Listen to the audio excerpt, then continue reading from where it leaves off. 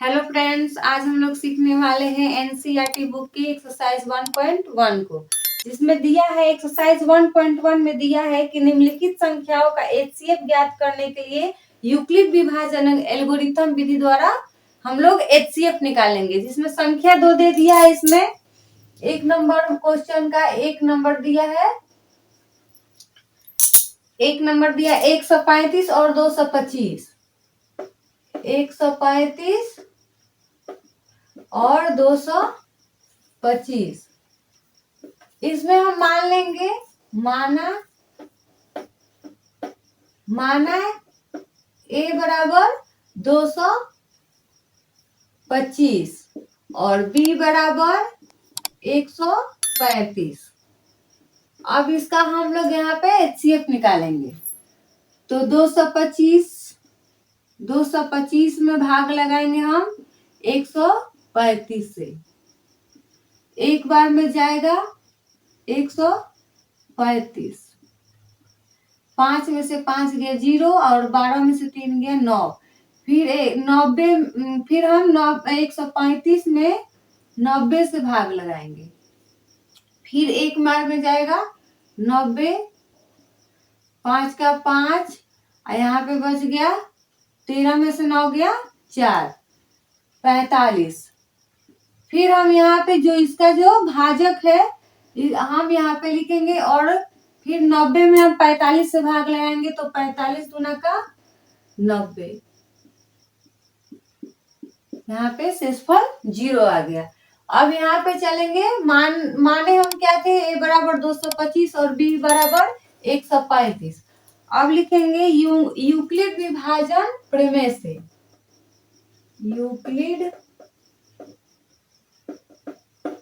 Euclid विभाजन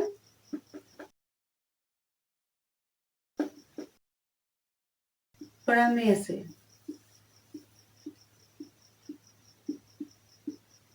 Euclid विभाजन प्रमेय से ए बराबर क्या होता है, बी क्यू प्लस आर। तो हम यहाँ पे फॉर्मूला लिखेंगे, ए बराबर बी क्यू प्लस आर, जहां आर का मान बी से छोटा और 0 से बड़ा या बराबर हो। जहां आर का मान बी से छोटा और 0 से बड़ा या बराबर हो।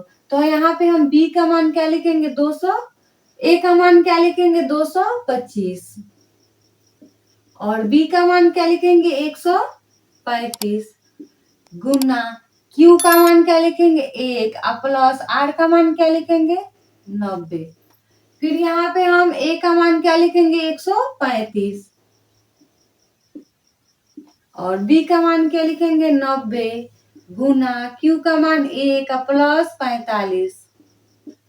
फिर यहाँ पे हम ए का मान क्या लिखेंगे, 90 बराबर बी का मान क्या लिखेंगे, 45, क्यू का मान क्या लिखेंगे, 2 प्लस 0। जब शेषफल 0 आ जाए, तो हम यहाँ पे अंतिम भाजक को देखेंगे। जब शेषफल 0 आ जाए तो भाजक हमारा क्या है, 45। तो यही हमारा क्या हो जाएगा, मौसा हो जाएगा। तो हम यहाँ पे देखेंगे अंतिम भाजक क्या है, यहाँ अंतिम भाजक बराबर 45 है। यहाँ अंतिम भाजक क्या है, 45। इसलिए एचसीएफ भी क्या हो जाएगा, एचसीएफ बराबर 45। यही हमारा आंसर हो जाएगा। एक नंबर का पहला क्वेश्चन हम बना लिया। अब दूसरा क्वेश्चन देखेंगे। इसमें 3 क्वेश्चन दिया है, तो अब एक नंबर तो बना लिए। अब दूसरा क्वेश्चन देंगे। दूसरा क्वेश्चन दिया है 196 और 38 220। तो हम यहाँ पे लिखेंगे 196, 38 220। तो यहाँ पे हम मानेंगे,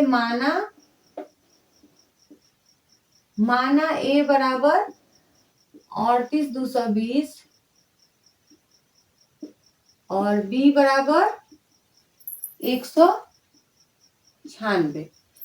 चलिए अब हम इसका 38 220 और 196 का मौसा निकालेंगे।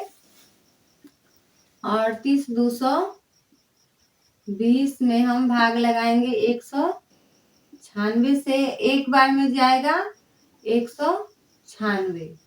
12 में से 6 गया 6, 17 में से 9 गया 8, यहाँ पे जो 2 में से गया 186, फिर उतरा 2, फिर इसको हम लोग ले जाएंगे 9 बार में, तो 9 छक 54 का 4, हासिल 5 और 9 9 81 और 5 86 का 6, हासिल 8 और 9 8 17।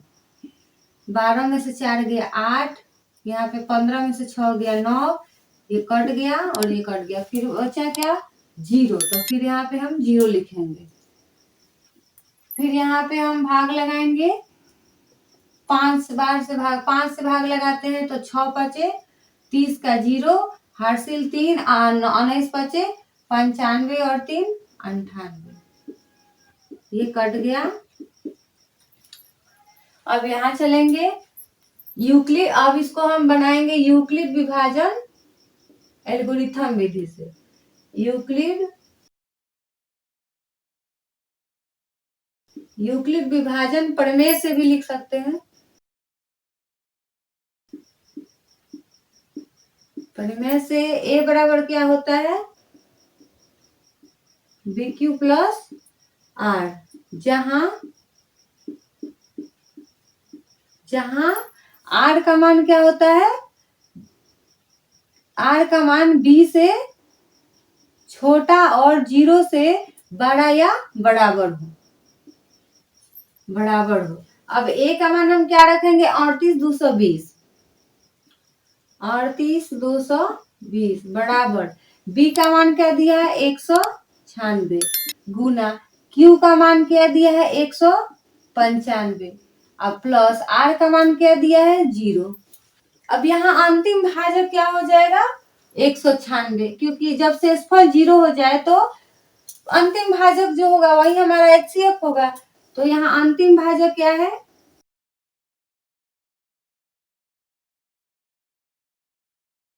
अंतिम भाजक बराबर 196, इसलिए मौसा क्या हो जाएगा, मौसा यानी HCF बराबर 196, यही हमारा आंसर हो जाएगा। एक्सरसाइज 1.1 का 1 और 2 क्वेश्चन हम लोग बना लिए। अब तीसरा क्वेश्चन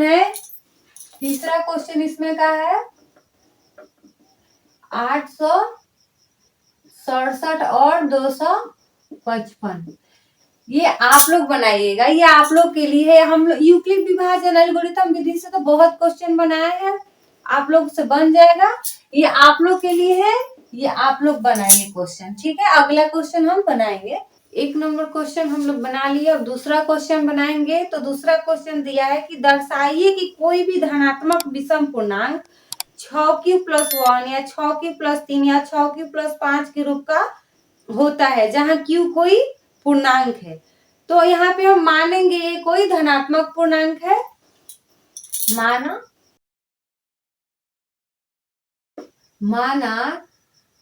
ये कोई धनात्मक पूर्णांक है।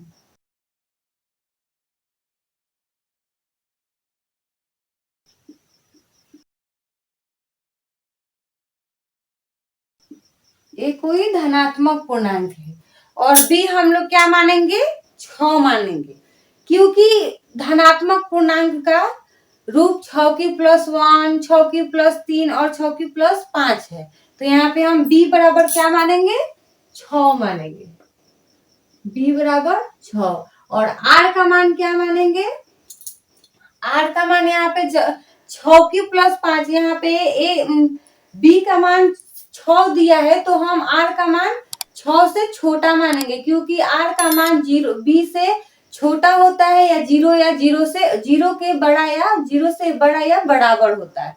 तो हम यहाँ पे r का मान मानेंगे 0 1 2 3 4 5। क्यों मानेंगे 5, तो क्योंकि यहाँ पे b का मान 6 दिया है, तो कभी भी r का मान b से छोटा होता है और 0 से बड़ा या 0 के बराबर होता है। अब यहाँ पे हम यूक्लिड विभाजन प्रमेय से यहाँ पे हम लिखेंगे यूक्लिड यूक्लिड विभाजन प्रमेय से। यूक्लिड विभाजन प्रमेय से। यूक्लिड विभाजन प्रमेय से। तो ए बराबर क्या होता है? ए बराबर बी क्यू प्लस आर, जहां आर का मान क्या है? जहां आर का मान 0 से बड़ा या बराबर होता है और बी से क्या होता है? छोटा होता है। चलिए अब ए का मान हम क्या मानेंगे? ए बराबर बी क्यू प्लस आर मान लिए हम। अब जब आर का मान 0 मानेंगे, जब आर बराबर क्या हो? जब आर बराबर 0 हो तो हम क्या करेंगे? जब आर बराबर 0 हो तो बी का मान क्या मानेंगे हम? बी का मान 6 और क्यू आ प्लस 0, तो बराबर में क्या आ जाएगा? 6 क्यू। जब हम आर का मान क्या मानेंगे? 1 मानेंगे। जब आर का मान 1 मानेंगे तो क्या होगा? 6 क्यू प्लस 1। जब आर का मान हम क्या मानेंगे? 2। जब आर का मान 2 मानेंगे तो 6 क्यू प्लस 2। जब आर का मान क्या मानेंगे? 3। जब आर का मान 3 मानेंगे तो 6 क्यू प्लस 3। जब आर का मान क्या मानेंगे? 4। जब आर का मान 4 मानेंगे तो 6 क्यू प्लस 4। यहाँ पे जब आर का मान क्या मानेंगे? 5। तो यहाँ पे क्या हो जाएगा? 6 क्यू प्लस 5। जब यहाँ पे हम आर का मान लेंगे 1 तो यहाँ पे क्या हो जाएगा? 6 क्यू प्लस 1। 2 मानेंगे तो 6 क्यू प्लस 2। आर का मान 3 मानेंगे तो 6 क्यू प्लस 3 और आर का मान 4 मानेंगे तो 6 क्यू प्लस 4। जब आर का मान 5 मानेंगे तो 6 क्यू प्लस 5 होगा। चूंकि 6 Q 6 Q plus 1 6 Q plus 2 sorry 6 Q plus 2 6 Q plus 4। 6 Q plus 4 धनात्मक समपूर्णांक है। क्या है? धनात्मक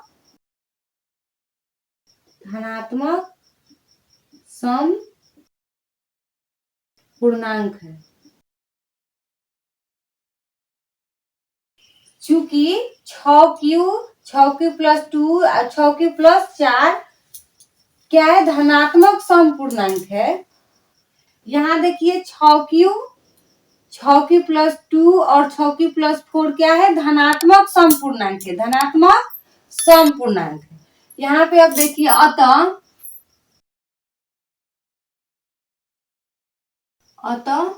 6 क्यू प्लस 1 यहाँ पे 6 क्यू प्लस 1 उसके बाद 3 और 5 6 Q plus 3 6 Q plus 3 6 Q plus 5 क्या है? धनात्मक विषम पूर्णांक।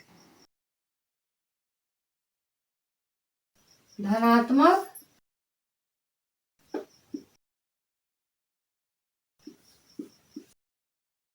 विषम पूर्णांक है।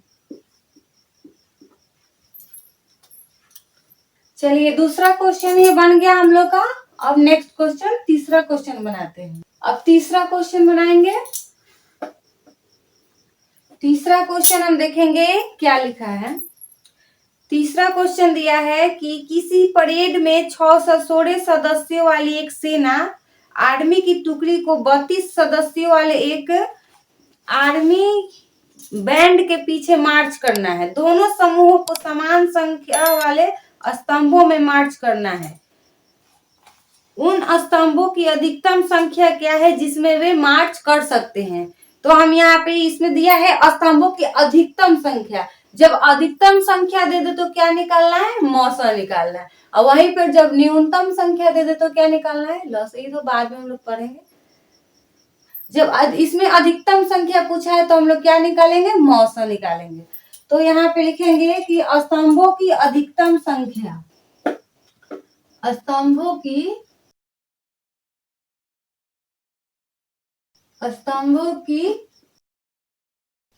अधिकतम संख्या, अधिकतम स्तंभों की अधिकतम संख्या क्या दिया है? 616, 616 और 32 और 32। इसका हम लोग क्या निकालेंगे? मौसा निकालेंगे। तो हम लोग 616 और 32 का मौसा पहले निकालेंगे।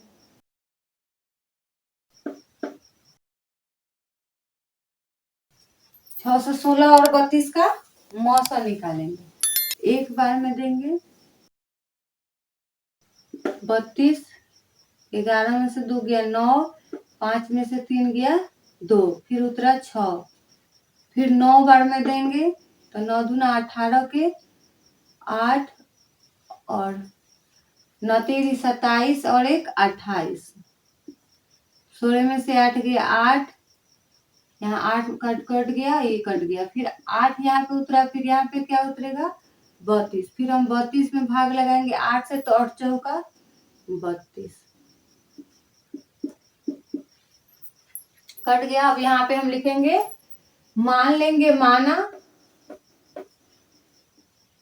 माना ए बराबर 616 और बी बराबर 32। अब यूक्लिड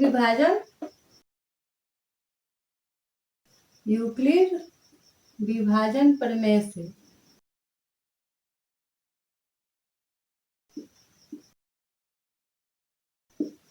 से ए बराबर क्या होता है? बी क्यू प्लस आर, जहां आर का मान बी से छोटा और 0 से बड़ा या बराबर हो। तो ए का मान क्या दिया है? 616 बराबर, बी का मान क्या दिया है? 32 गुने क्यू का मान 19 और प्लस क्या दिया है? 8। यहाँ पे फिर ए का मान क्या दिया है? 32 बराबर, बी का मान 8 गुने 4 और प्लस 0। यहाँ पे जब शेषफल आ जाए तो अंतिम भाजक हमारा क्या हो जाएगा? मौसा हो जाएगा, वही हमारा मौसा हो जाएगा। तो यहाँ पे अधिकतम स्तंभों की संख्या क्या हो जाएगा? 8 हो जाएगा। जब यहाँ पे देख लेंगे कि हाँ HCF बराबर क्या आ गया? हमारा 8 आ गया। तो यहाँ पे अधिकतम स्तंभों की संख्या क्या हो जाएगी? अधिकतम स्तंभों की संख्या बराबर 8। यही हमारा आंसर हो जाएगा। ये हमारा अधिकतम स्तंभों की संख्या निकल गई। अब यहाँ तीसरा क्वेश्चन हम लोग बना लिए। अब हम चलेंगे चौथे क्वेश्चन पे। चौथा क्वेश्चन बनाएंगे। अब चौथा क्वेश्चन दिया है कि यूक्लिड विभाजन प्रमेयिका का प्रयोग करके दर्शाइए कि किसी धनात्मक पूर्णांक का वर्ग किसी पूर्णांक m के लिए 3m या 3m + 1 के रूप का होता है। यहाँ पे हम माना ए कोई धनात्मक पूर्णांक है,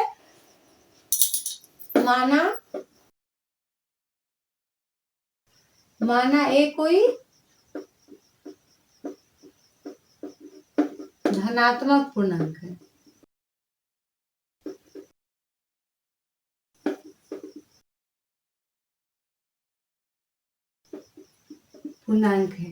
और b का मान हम लोग क्या मानेंगे?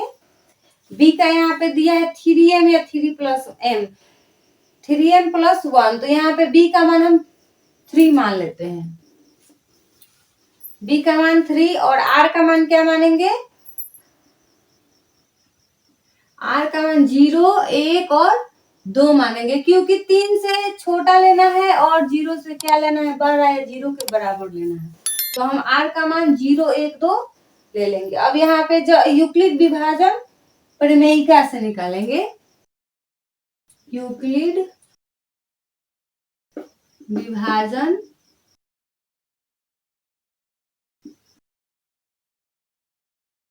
प्रमेयिका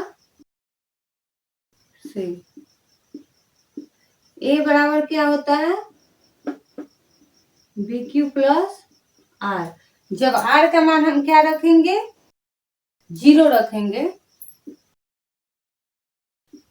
जब आर का मान 0 रखेंगे तो एक आर का मान जब 0 रखेंगे तो ए बराबर क्या हो जाएगा बी का मान क्या दिया है 3 और क्यू का मान क्यू और प्लस आर का मान क्या रखेंगे 0, तो यहाँ पे क्या आ जाएगा 3 क्यू और इसका बोल रहे वर्ग, तो हम यहाँ पे वर्ग करेंगे तो क्या आ जाएगा 9 क्यू स्क्वायर। हम 9 क्यू स्क्वायर को 3 गुना 3 क्यू स्क्वायर लिख सकते हैं, तब 3 का 9 क्यू स्क्वायर आ जाएगा।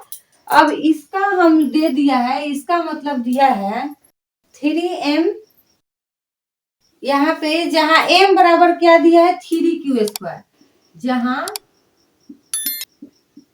m बराबर क्या दिया है 3 क्यू स्क्वायर, इसका बराबर क्या आ जाएगा तो 3 और m 3 क्यू स्क्वायर का मान क्या दिया है m, तो हम 3 क्यू स्क्वायर के जगह पर m लिख सकते हैं यानी 3m। अब यहाँ पे जब r का मान क्या रखेंगे 1 रखेंगे, जब r का मान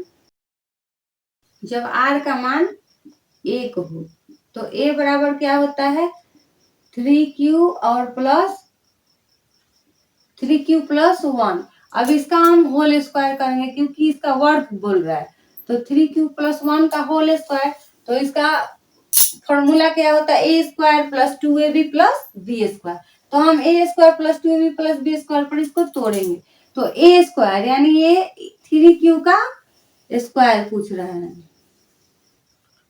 ए स्क्वायर यानी 3q का स्क्वायर प्लस 2ab, तो 2 गुना ए का मान 3q और बी का मान 1 और प्लस बी का स्क्वायर तो यानी 1 का स्क्वायर। अब यहाँ पे आ जाएगा 3q का स्क्वायर यानी 3 का 9q स्क्वायर प्लस 3 दूना का 6q और प्लस 1। यहाँ पे हम 3 कॉमन ले लेते हैं, यहाँ पे हम 3 कॉमन ले लेते हैं, तो 3 का 9q स्क्वायर प्लस 3 दूना का 6q और यहाँ पे प्लस 1 कर दिए। अब यहाँ पे आ जाएगा 3 और 3q स्क्वायर प्लस 2q का मान क्या दे दिया है m दिया है यहाँ पे, तो हम यहाँ पे 3 इंटू m और प्लस 1 लिखेंगे, जहां 3q स्क्वायर प्लस 2q बराबर m दिया है, जहां 3q स्क्वायर प्लस 2q बराबर m दिया है। अतः यह सिद्ध हुआ कि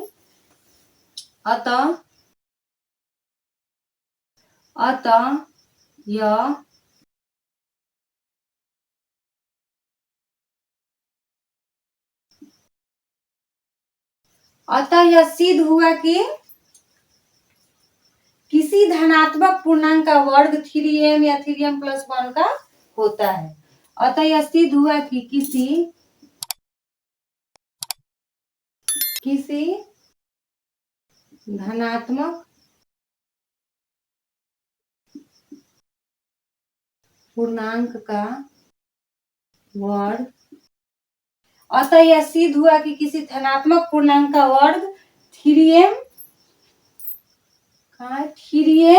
और 3m प्लस 1 के रूप का होता है, 3m प्लस 1 के रूप का होता है।